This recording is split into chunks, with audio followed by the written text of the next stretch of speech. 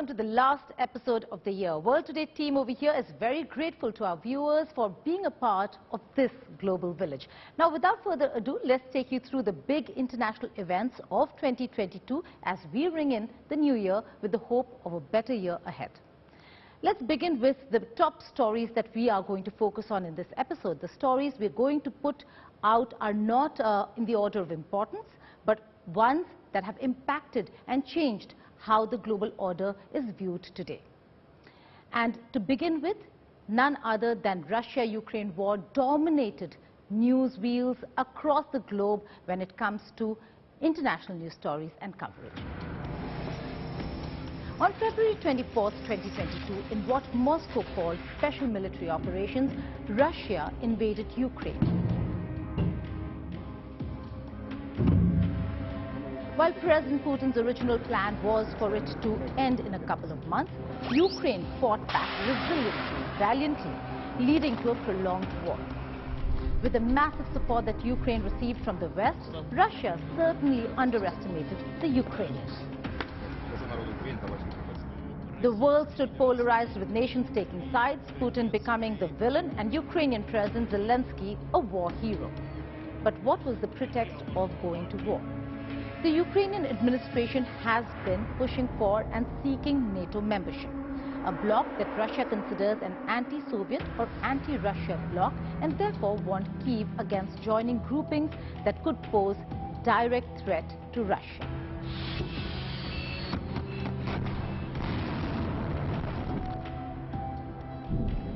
Ten months on, the war continues with depleted forces and resources on both ends, an impending food crisis and ongoing energy crisis.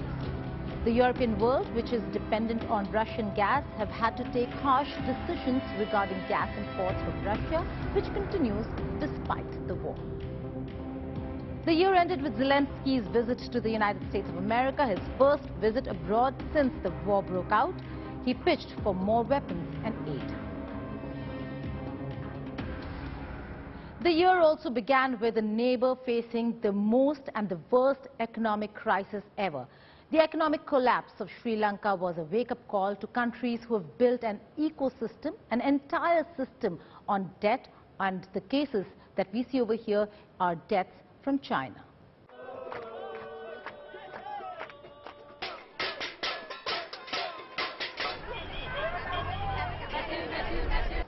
Severe inflation, daily blackouts, a shortage of fuel, domestic gas and other essential goods led to mass protests across Sri Lanka. The economic crisis was aggravated by the COVID-19 pandemic, as the island nation's economy is dependent on its tourism sector. The people of Sri Lanka demanded the resignation of President Gotabaya Rajapaksa and Prime Minister Mahinda Rajapaksa as they blamed their government for the mismanagement of the country's economy and the country's funds. This led to Gotabaya leaving the country with his wife and Mahinda Rajapaksa moving to Hambantota with his family. The presidential palace saw an unprecedented breach with hordes of people thronging to the palace and ransacking it. Meanwhile, this also saw the return of Ranil Wickremesinghe as Prime Minister to bring the country back on its feet. Now, Sri Lanka is waiting for the International Monetary Fund to formally approve $2.9 billion bailout package. Mahsa Amini. This name has become synonymous to women's rights across the world, but we are talking about Iran here. The death of this 22-year-old at the hands of the so-called morality police led to widespread protests across the country in Iran as also across the globe. Amini was arrested in Tehran for allegedly not wearing her hijab, or what we call a headscarf, properly. Authorities claimed Amini died as a result of a heart attack, but her family said she didn't suffer from heart conditions. Women, governments, activists across the globe came out in support of women's rights in Iran.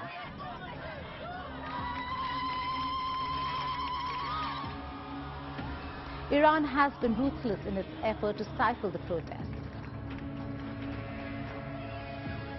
So far, at least 490 demonstrators have been killed, according to a report by the human rights activist news agency. Our next story here can aptly be encapsulated as the end of an era. Queen Elizabeth II, the UK's longest-serving monarch, died in September at her Scottish estate in Balmoral, aged 96, after reigning for 70 years. The Queen came to throne in 1952. Her tenure as head of state spanned post-war austerity, the transition from empire to Commonwealth, the end of the Cold War, and the UK's entry into and withdrawal from the European Union. Her reign spanned 15 prime ministers, starting with Winston Churchill, born in 1874, and including Miss Truss, born 101 years later in 1975. Liz Truss was the last Prime Minister to be appointed by the Queen. On the Queen's death, her son Charles became King Charles III and Camilla became the Queen Consort. Prince William and his wife Catherine became the Duke and Duchess of Cambridge and Cornwall. UK's royal family marked its first Christmas since the death of Queen Elizabeth II this year. Chinese President Xi Jinping created history, becoming the first leader of the ruling Communist Party after party founder Mao Zedong to get re-elected for an unprecedented third term, with the prospect of ruling China even for life.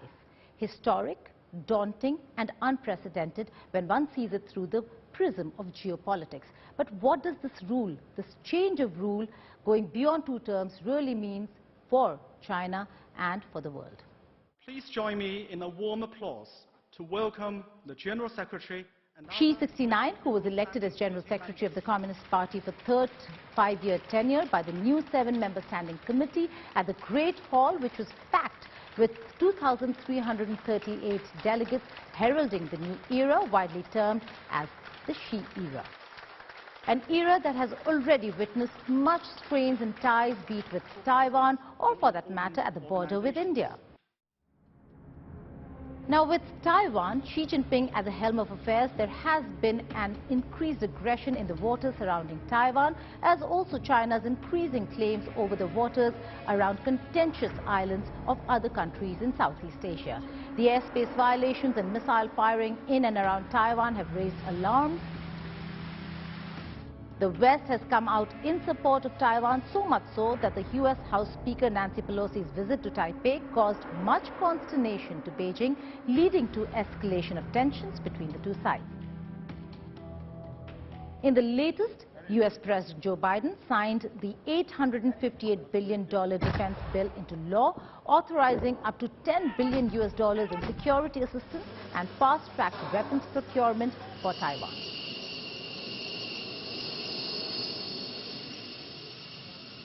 The biggest challenge for Chinese President Xi Jinping as he assumes charge for the third time would be to contain the COVID-19 pandemic and the crisis that now has gripped the nation. For most of this year, China stuck to its aggressive zero-COVID policy, enforcing strict lockdowns and quarantine mandates, as well as mass testing to stop the virus from spreading.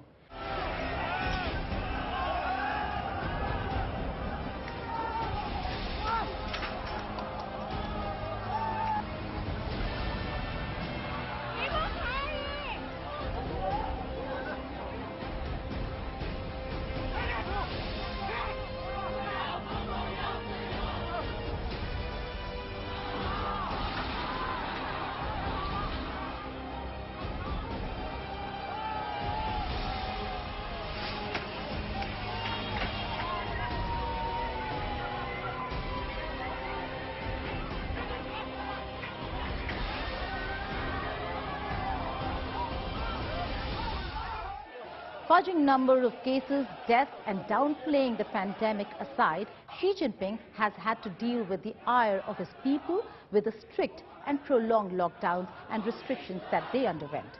Breaking the silence and the lockdown barriers, many came out into the streets to protest against the life-stilling rules in China. As soon as the restrictions were lifted, the country went through the worst COVID crisis. And while we report this, COVID virus continues to wreak havoc across the country, primarily in eastern parts of China. Another history was scripted this year when Rishi Sunak became the first Prime Minister of the UK of colour, of Asian descent, of Pakistani and Indian origin. The list is long, but what tops the list is that he is first and foremost a Brit and from the Conservative Party at that. And he reached the highest office after a very tough battle.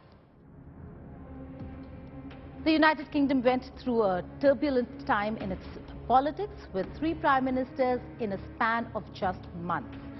Owing to first handling of the COVID pandemic and then violations of COVID rules, Boris Johnson had to pay a heavy price by resigning from office as Prime Minister and as leader of the Conservative Party in July. The Downing Street party amid lockdowns and COVID-19 restrictions did not go down well with the public. Additionally, his support for an elevation to a key government position of Chris Pincher, a Conservative Member of Parliament who had been involved in allegations of sexual harassment against him, was the last straw, prompting the resignation of over 50 lawmakers from Johnson's government, including top cabinet ministers like Rishi Sunak. This led to a bitter fight for the position of the leader of the Conservative Party. Liz Truss won the first time around and became Prime Minister in September.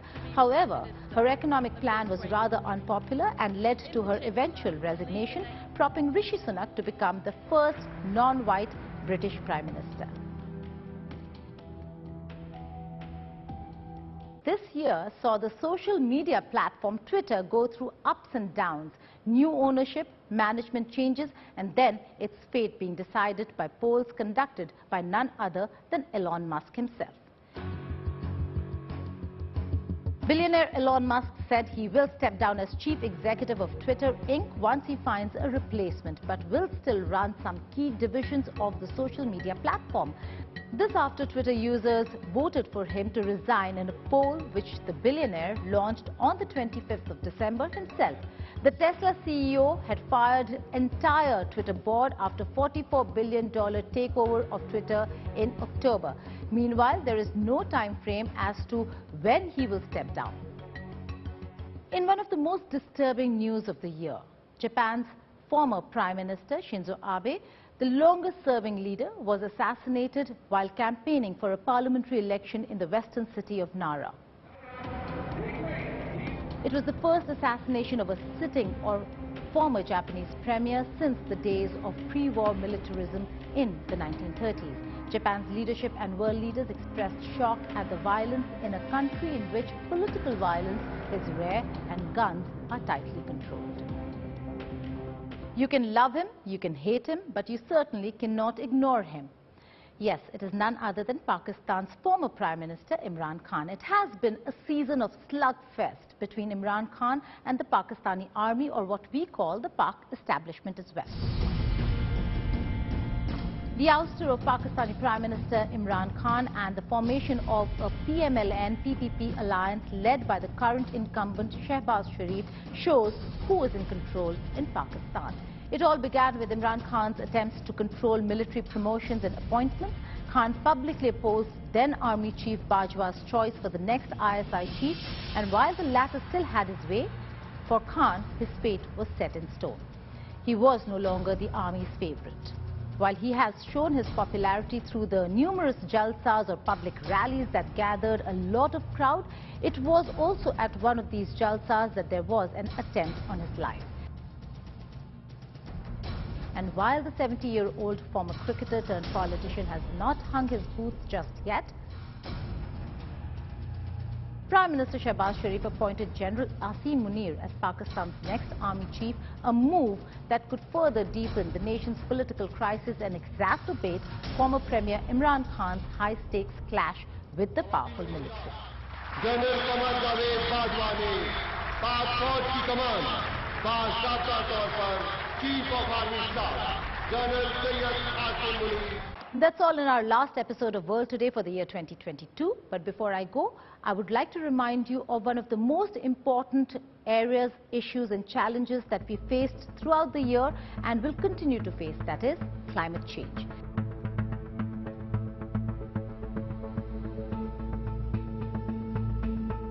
Emerging from the COVID-19 pandemic, it's clear how ill-prepared the world was for such a crisis. And that inability percolates into our handling of the climate crisis as well. Watch the disasters across the globe this year and think of the future ahead.